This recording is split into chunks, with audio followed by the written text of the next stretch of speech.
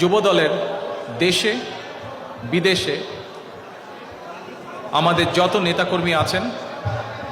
তাদের সকলকে সংগ্রামী শুভেচ্ছা জানাই। বিশেষ করে গত 10 বছর যারা বর্তমান স্বৈরাচার সরকারের বিরুদ্ধে তাদের অত্যাচার, জুলুম, খুন, গুম সকল কিছুর বিরুদ্ধে, সকল নির্যাতনের বিরুদ্ধে রুখে